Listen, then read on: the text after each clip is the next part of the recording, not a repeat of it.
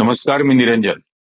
नाशिकच्या कुंभमेळ्याच्या जनसुनवाईचे व्हिडिओ खूप ठिकाणी व्हायरल झाले आणि याला महाराष्ट्रातून नाही संपूर्ण देशातून अनेक पर्यावरण प्रेमींनी खूप मोठा प्रतिसाद दिला. त्या सर्वांचे मनपूर्वक आभार. इजी न्यूजच्या सर्व दर्शकांचे आभार, ज्यांनी ज्यांनी तो व्हिडिओ लाईक केले, शेअर केले. त्यानंतर मला परवा सयाजी शिंदे, महाराष्ट्रातले एक मोठे अभिनेते आहेत आणि एक मोठे पर्यावरण प्रेमी आहेत, त्यांचा मला फोन आला आणि त्यांनी सांगितलं की 29 तारखेला ते स्वतः नाशिकला येतील आणि या तपोवना संबंधामधलं जे जन आंदोलन उभं राहत आहे त्याला समर्थन हे देण्यासाठी म्हणून ते इथं येतील आणि ते याला हातभार लावतील या उद्दिष्टासाठी की एकही झाड तोडलं जाऊ नये. याच्या व्यतिरिक्त त्यांनी असंही सांगितलं की एक झाडाच्या बदल्यात तुम्ही जर 10 झाड लावण्याची भाषा करत असाल तर एक झाड तोडून नये यासाठी आम्ही 100 माणसं आमचे प्राण द्यायला तयार आहोत, हेही त्यांनी याच्यात बोलले. थोडक्यात त्यांनी त्यांचा याबद्दलची कमिटमेंट ही किती पक्की आहे हे त्यांच्या वक्तव्यातून त्यांनी सांगितलं. त्यानंतर पुण्यामधले ऍडव्होकेट असीम सरोदे यांनीही मला पत्र पाठवलं. ते पत्रही मी सोशल मीडियावर टाकलं की त्यांनी या दिष्टासाठी म्हणून, पर्यावरणासाठी म्हणून त्यांचा संपूर्ण पाठिंबा आणि समर्थन या कारणासाठी, आंदोलनासाठी हे त्यांनी व्यक्त केलेलं आहे. आता याच्या व्यतिरिक्त सुद्धा काही प्रतिक्रिया आल्या. म्हणजे एरवी माझ्या व्हिडिओजवरती अनेक भक्त संप्रदायातली माणसं असतात की जे मला विरोध करतात, कारण मी मोदींवर टीका करतो, शहांवर, भागवतांवर, फडणवीसांवर, यांच्यावर विचारधारा म्हणून टीका करतो आणि मला ती पटत नाही. कारण माझं असं मत आहे, मी मोदींच्या विरोधात आहे कारण मोदी या देशाच्या विरोधात आहेत. मी भागवतांच्या विरोधात आहे कारण भागवत या देशाच्या विरोधात आहेत. तर त्यावेळेला ते माझ्यावरती काहीतरी वाच्य भाषेमध्ये सुद्धा कधी कधी बोलतात. पण त्यातल्या काही जणांनी असं या तपोवनाच्या व्हिडिओज नंतर कॉमेंट केल्या की या मुद्द्यावरती आम्ही निरंजन टकले यांच्या सोबत आहोत किंवा आमचा निरंजन टकलेंना पाठिंबा आहे. तर त्यांचेही आभार. असंच हळूहळू त्यांना कळत जाईल की हे जे काही भारतीय जनता पक्षाचं, RSSच्या विचारधारेचं सरकार देशामध्ये आणि राज्यामध्ये आहे ते कसा विनाश करणारं राज्य करतायत, हे हळूहळू कळत जाईल. त्याच्यानंतर विशेषतः मला एका व्यक्तीबद्दल बोलायचंय, त्याचं नाव मी इथं मुद्दाम घेणार नाही. त्यांच्या नावाचं आद्याक्षर हे SP असं आहे, SP, आणि त्यांचं पूर्ण आडनाव तर ते त्यांच्या कॉमेंटच्या याच्यात लिहित नाही, P पुढे त्यांचं नाव वगैरे असं लिहितात, पण ते मला माहिती आहे. आणि त्यात त्यांनी असं म्हटलं की नाशिकच्या लोकसंख्येच्या तुलनेमध्ये 200-300 लोक तिथं येणं जनसुनवाईसाठी हे फारच फालतू संख्या आहे, त्यामुळे ही दखलपात्र नाही. आता त्यांना कळेल अशा भाषेत मी सांगतो, कारण एरवी ते जी घाण भाषा बोलत असतात, त्यांना कळेल अशा भाषेमध्ये सांगतो.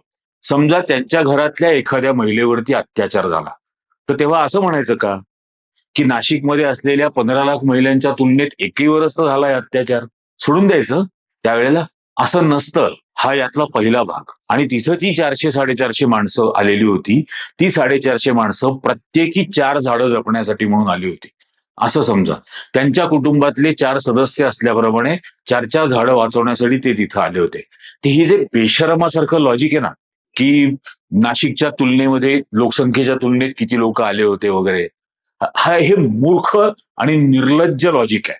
म्हणजे अशा लॉजिक वरती तर थुंकू सुद्धा नाही इतकी त्याची पात्रता नाही, अगदी खरं सांगायचं तर. त्याच्यानंतर आणखीन एक पावलट जोशी आहे, त्यांनी एक व्हिडिओ बनवला आणि त्यांनी त्या व्हिडिओमध्ये या आंदोलनाच्या कितीतरी महिने आधी, म्हणजे अंमळनेरमध्ये जे विद्रोही साहित्य संमेलन झालं होतं, त्या अंमळनेर मधल्या विद्रोही साहित्य संमेलनात मी एक भाषण केलं होतं. म्हणजे याच्या आधीचं, गेल्या वर्षीचं विद्रोही साहित्य संमेलन हे झालं औरंगाबादमध्ये, त्याच्या आधी झालं होतं अंमळनेरमध्ये. म्हणजे 2 वर्षापूर्वी अंमळनेर मधल्या साहित्य संमेलनाला मी जे बोललो होतो की कुंभमेळ्याची प्रथा ही अकबरांनी सुरू केली, सम्राट अकबरांनी ती प्रथा सुरू केली आणि त्यावेळेला ती 14 फरमानं मिळालेली होती. त्या 14 फरमानांचं 6 ठिकाणून भाषांतर करून घेतलं होतं की त्यात फरक पडत नाहीये ना भाषांतरांमध्ये, आणि मग ते सुरू केलं होतं. ती संपूर्ण बातमी त्यावेळेला केलेली होती की उद्घाटनाच्या वेळेला अकबरांनी स्नान केलं म्हणून त्याला शाही स्नान म्हणतात, कारण बादशहानी स्नान केलं.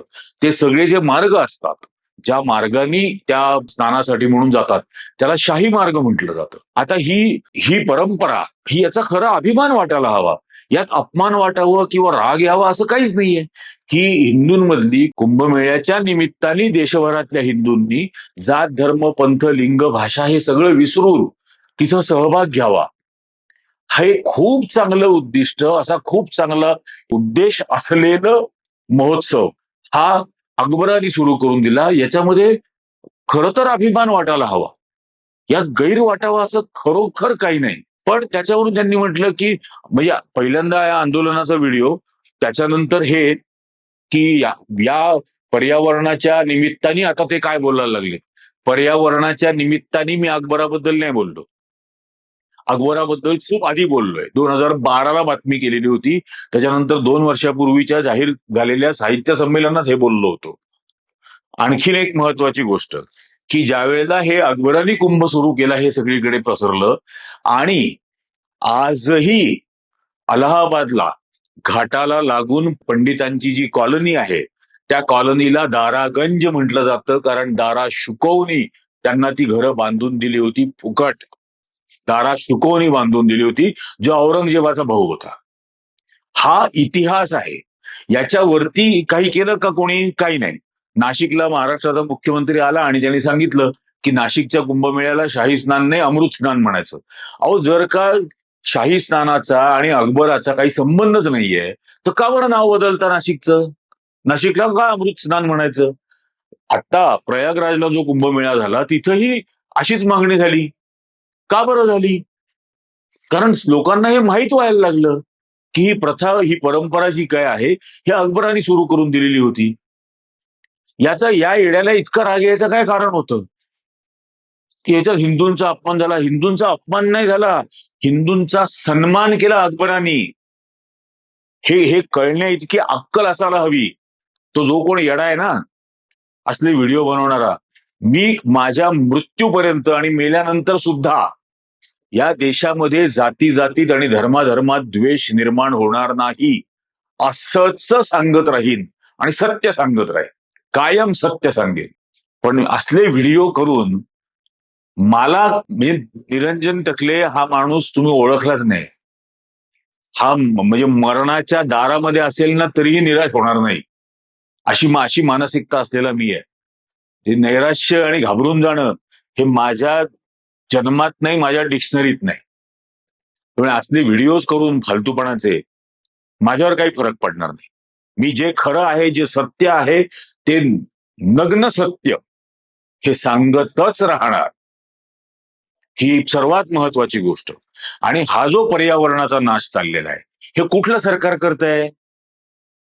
हे मुंबईमध्ये आरेमध्ये जे मुंबईचं फुफ्फुस म्हटलं जात होतं तिथली 2000 झाडं रात्रीतून कोणी कापून टाकली? कोण होतं मुख्यमंत्री त्यावेळेला? आता गडचिरोलीमध्ये जी 1,00,000 झाडं कापली जात आहेत ती कोण, कुठलं सरकार कापतंय? हसदेवमध्ये जी 2-3 लाख झाडं कापून टाकण्यात आली, कोणाचं सरकार आहे ते नालायक जे ती झाडं तोडतंय? आता स्वाभाविकपणाने नाशिकचा पर्यावरणाचा प्रश्न असेल आणि नाशिकच्या 1800 झाडांबद्दल जर बोलत असेल तर जे कोण प्रशासन त्याला जबाबदार आहे त्याच्यावरच बोललं जाणार.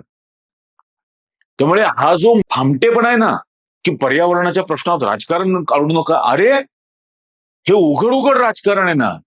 याच्या आधीचे जे सत्ताधारी होते त्यांनी कुंभमेळे घेतले, त्यांनी झाडं तोडली नाही ना? तोडली. आधीच्या सरकारांनी गडचिरोलीचं जंगल तोडलं नाही? तोडलं. आधीच्या सरकारांनी आरेमधली झाडं तोडली नाही? तोडली. मग आज जे तोडतायत आणि त्याच्या पाठीमागची जी मानसिकता आहे की त्याच्यातून पुन्हा भांडवलशाहीला मदत करायची, नाशिकची ही झाडं तोडून ती 54 एकर जमीन जी आहे ही बिल्डरांच्याच घशात पर्यटनाच्या नावाखाली घातली जाणार, हे लिहून घ्या. आणि म्हणून त्या सगळ्या गोष्टीला विरोध असेल आणि त्यात राजकारण आहे, राजकारणच याच्याबद्दल बोललं गेलं पाहिजे. त्यामुळे या 4 गोष्टी मुख्य सांगायच्या होत्या. एक सयाजी शिंदेचा पाठिंबा, असीम सरोदेंचा पाठिंबा, त्याच्यानंतर तो तिसरा याचं नाव नाही घेतलं मुद्दा ज्याने अत्यंत घाणेरडं लॉजिक सांगितलं तो, आणि चौथा हा जो व्हिडिओ माझ्याबद्दल जो केला गेला त्याचा. तर असल्या फालतू गोष्टींना मी बिचकणार नाही, मी घाबरणार नाही. ही यातली पहिली गोष्ट या सगळ्यांनी लक्षात घ्यायला पाहिजे.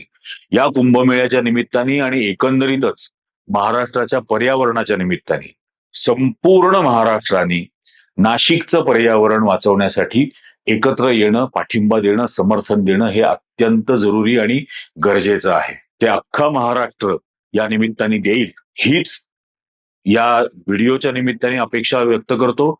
हा व्हिडिओ जास्तीत जास्त लोकांपर्यंत पोहोचवा, जास्तीत जास्त जणांना चॅनल सबस्क्राईब करायला सांगा आणि जास्तीत जास्त जणांनी या व्हिडिओला लाईक करा.